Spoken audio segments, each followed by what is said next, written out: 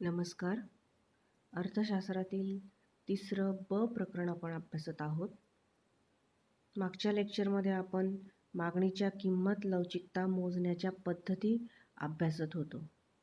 त्याच्यामधील पहिली पद्धत गुणोत्तर किंवा शेकडेवारी पद्धत ही आपली अभ्यासून झालेली होती. आता मागणीच्या किंमत लवचिकता मापनाच्या पद्धतीतील दुसरी पद्धत आहे ती म्हणजे एकूण खर्च पद्धत. आता ही पद्धत प्राध्यापक मार्शल यांनी विकसित केलेली आहे. मूळ किमतीला वस्तूवर येणारा खर्च व बदललेल्या किमतीला होणारा खर्च याची तुलना करून मागणीची लवचिकता मोजता येते. एकूण खर्च म्हणजे किंमत व मागणी यांचा गुणाकार होय. या संदर्भात मार्शल यांनी खालील संकल्पना स्पष्ट केलेल्या आहेत. पहिली संकल्पना त्यांनी सांगितलेली आहे ती म्हणजे जास्त लवचिक मागणी. आता जास्त लवचिक मागणी म्हणजेच जेव्हा वस्तूच्या किमतीतील बदलामुळे एकूण खर्चात वाढ होते तेव्हा ती जास्त लवचिक मागणी असते. म्हणजेच जेव्हा वस्तूच्या किमतीतील बदलामुळे एकूण खर्चात वाढ होते तेव्हा ती जास्त लवचिक मागणी असते. ही जी समोर मी तुम्हाला पहिली पद्धत सांगितलेली आहे ती पद्धत आहे. त्याच्यामध्ये मागणीची लवचिकता ग्रेटर दॅन 1. येथे मागणीची लवचिकता एकापेक्षा जास्त असते. म्हणजेच मागणीची लवचिकता एकापेक्षा जास्त आहे असा त्याचा अर्थ होतो. म्हणजे लवचिकता ज्या वेळेला एकापेक्षा जास्त येत असेल ती लवचिकता म्हणजे जास्त लवचिक मागणी होय. आता दुसरी संकल्पना मार्शल यांनी सांगितलेली आहे ती म्हणजे एकक लवचिक मागणी. आता जेव्हा किंमत कमी होते किंवा वाढते, एकूण खर्चात बदल होत नाही किंवा स्थिर राहते, त्याला एकक लवचिक मागणी असं म्हणतात. म्हणजेच किंमत कमी होते किंवा किंमत वाढली असता एकूण खर्चामध्ये कोणताही बदल होत नाही. म्हणजे एकूण खर्च हा स्थिर असतो. म्हणजेच मागणीची लवचिकता बरोबर 1. म्हणजे येथे मागणीची लवचिकता ही 1 असते असा त्याचा अर्थ होतो. आता तिसरी संकल्पना मार्शल यांनी सांगितलेली आहे ती म्हणजे कमी लवचिक मागणी. आता वस्तूच्या किमतीत बदलामुळे एकूण खर्चात घट होते तेव्हा ती कमी लवचिक मागणी असते. आता मागणीची लवचिकता लेस दॅन 1 म्हणजेच मागणीची लवचिकता एकापेक्षा कमी असते असा त्याचा अर्थ होतो. या पद्धतीने मागणीची लवचिकता एकापेक्षा कमी आहे. आता आपल्याला एकूण खर्च पद्धत ही तक्त्याच्या साहाय्याने सुद्धा आपल्याला समजून घेता येईल. समोर तुम्हाला मी चार्ट दर्शवलेला आहे. त्या चार्टमध्ये तुम्हाला दिसतं आहे की किंमत घेतलेली आहे, मागणी घेतलेली आहे, एकूण खर्च घेतलेला आहे आणि मागणी लवचिकता घेतलेली आहे. आता आपण हा तक्ता समजून घेत असताना जिथे अ दिलेला आहे त्याचा विचार आपण प्रथमतः करूया. अच्या ठिकाणी वस्तूची किंमत 10 रुपये असताना मागणी 6 नगांची आहे. त्यावेळेला येणारा एकूण खर्च हा आहे 60. आता त्यानंतर किमतीमध्ये बदल झाला. 10 रुपयावरून किंमत 20 रुपये इतकी बदलली. 20 रुपये किंमत असताना मागणी 5 नगांना समोर तुम्हाला दिसते आहे. त्यावेळेला एकूण खर्च हा 100 झालेला आहे.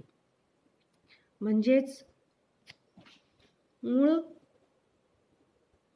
खर्चापेक्षा बदललेला जो एकूण खर्च आहे तो खर्च हा जास्त आहे. त्यामुळे मागणीची लवचिकता एकापेक्षाही जास्त आहे. आता मूळ किंमत म्हणजेच काय? तर ज्या वेळेला पूर्वीची जी किंमत असेल ती म्हणजे मूळ किंमत असते आणि जी बदललेली किंमत असते तिला बदललेली किंमत असं म्हणतात. त्याच वेळेला जो पूर्वीचा खर्च असेल तो मूळ खर्च आणि बदललेला खर्च हा आहे. म्हणजे अशा प्रकारे मूळ किमतीशी मूळ खर्चाशी तुलना करून आपल्याला मागणीची लवचिकता ही काढता येते.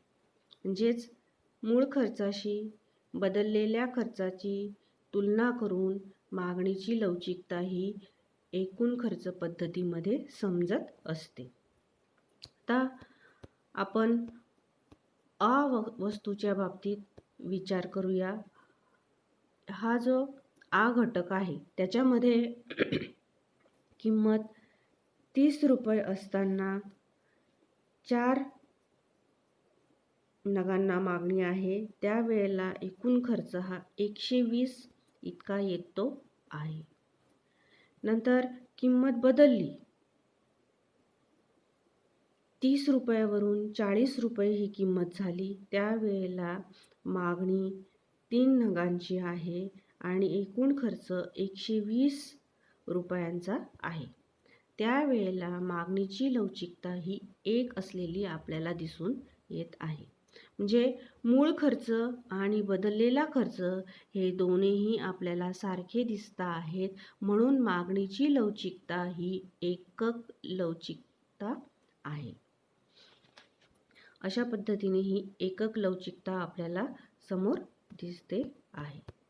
त्याच पद्धतीने ई वस्तूच्या बाबतीत आपल्याला किंवा ई घटकाच्या बाबतीत आपल्याला सांगता येईल.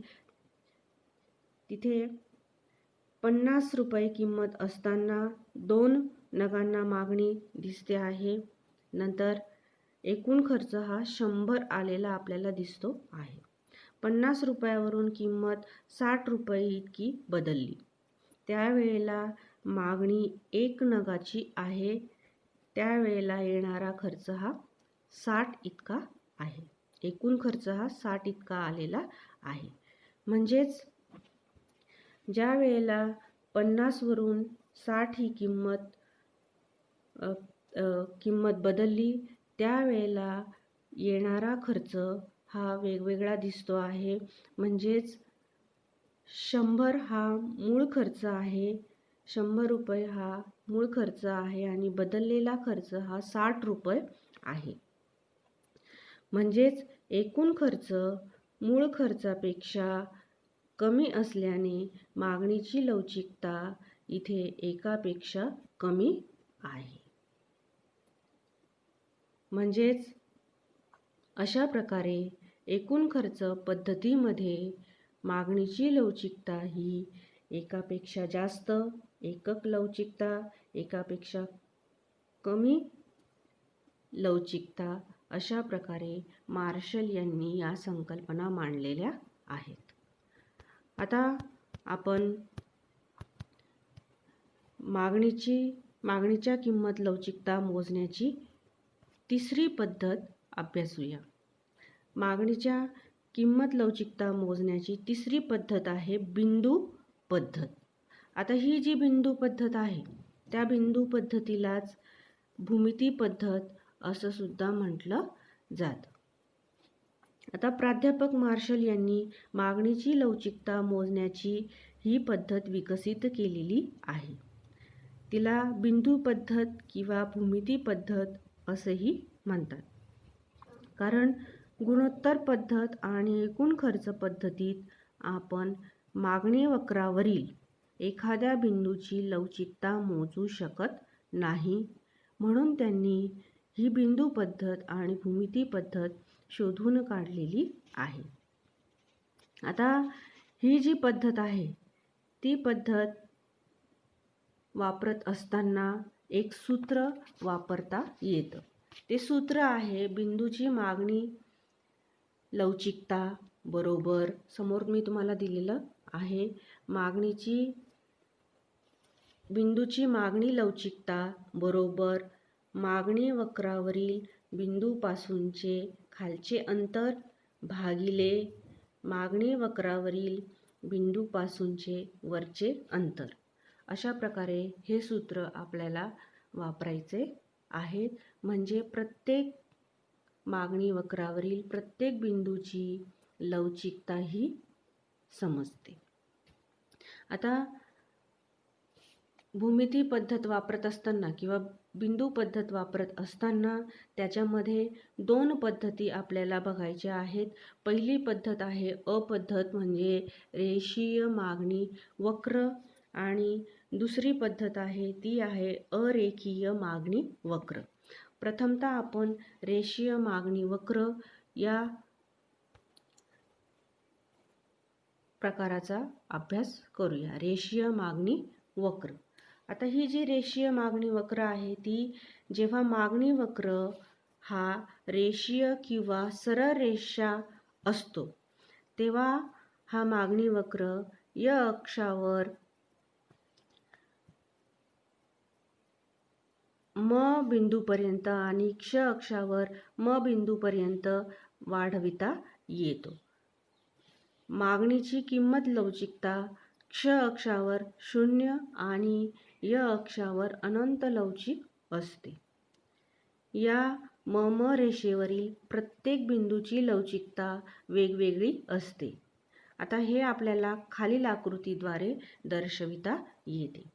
आपण जो मागणीचा वक्र समोर तुम्हाला काढलेला दिसतो आहे त्या वक्राला आपण क ब असं नाव दिलेलं आहे. आता क ब हा जो वक्र आहे तो मागणीचा वक्र आपण घेतलेला आहे. आता उभ्या अक्षावर आपण किंमत घेतलेली आहे, आडव्या अक्षावर मागणी घेतलेली आहे. आता ज्या वेळेला आपण या रेषेवरील मागणीच्या वक्रावरील सर्व बिंदूंची मागणीची लवचिकता आपल्याला काढायची आहे, त्यासाठी आपण समजा हा जो वक्र आपण क ब काढलेला आहे त्याचे अंतर आपण 8 सेमी असे घेतले आहे असं गृहीत धरूया. प्रथमतः आपण समजा म बिंदू हा क ब या रेषेवरील हा जो म बिंदू आहे हा प्रथमतः आपण विचारात घेऊया. हा बिंदू मागणी वक्राचे 2 खंडात विभागणी करतो. म्हणजे हा बिंदू जो घेतलेला आहे तो बिंदू हा एक खंड आणि हा एक खंड अशा 2 प्रकारच्या खंडांमध्ये विभागणी त्याची करतो. त्यात वरील अंतर या म बिंदूवरील अंतर म क हे आहे. आता आणि खालील अंतर म ब आहे. म्हणजेच म ब हे 4 सेंटीमीटर आपण घेतलेलं आहे, तसंच म क हे 4 सेमी घेतलेलं आहे. आपण जे सूत्र बघितलं वरती आपल्याला सूत्र हे घेतलेलं आहे त्याच्यामध्ये आपण म्हटलेलं आहे बिंदूची मागणी लवचिकता बरोबर मागणी वक्रावरील बिंदूपासूनचे खालचे अंतर भागिले मागणी वक्रावरील बिंदूपासूनचे वरचे अंतर. म्हणून आपल्या सूत्रामध्ये आपण त्या किमती टाकल्या असता ईडी बरोबर म ब भागिले म क बरोबर 4/4 बरोबर 0.1, म्हणजे इथे लवचिकता 1 आलेली आहे. म बरोबर 1 म्हणजेच मागणी एकक लवचिक आहे. अशा प्रकारे ED बरोबर 1 अशा प्रकारे सूत्र आपल्याला तिथे लिहिता येतं. नंतर दुसरा बिंदू आपण घेऊया. दुसरा बिंदू जर आपण घेतला असता, समजा M1 हा बिंदू आपण घेतला. आता M1 बिंदू घेतला असता, M1 ब म्हणजे हा जो बिंदू घेतला आहे M1 त्याच्या MB इतकं अंतर आहे 6 सेमी आणि M1 क इतकं अंतर आहे 2 सेमी. आता हे जे अंतर आहे ते आपण सूत्रामध्ये टाकले असता ED बरोबर M1 ब भागिले M1 क बरोबर 6 भागिले 2 बरोबर 3. म्हणजेच लवचिकता एकापेक्षा जास्त आलेली आहे. म्हणजे M1 बिंदूची लवचिकता आहे एकापेक्षा जास्त. त्याचं सूत्र पद्धतीने आपल्याला मांडता येईल ED ग्रेटर दॅन 1 म्हणजे लवचिकता एकापेक्षा जास्त आहे. M1 बिंदूची लवचिकता कशी आहे? एकापेक्षा जास्त आहे असा त्याचा अर्थ होतो. नंतर आपण M2 या बिंदूची लवचिकता काढूया. M2 हा बिंदू इथे आहे. M2 ब याचं अंतर आहे 2 सेमी. M2 क याचं अंतर आहे 6 सेमी. म्हणून ED बरोबर M2 ब भागिले M2 क बरोबर 2 भागिले 6 बरोबर उत्तर येतं 0.33. म्हणजेच M2 या बिंदूची लवचिकता ही एकापेक्षा कमी आहे.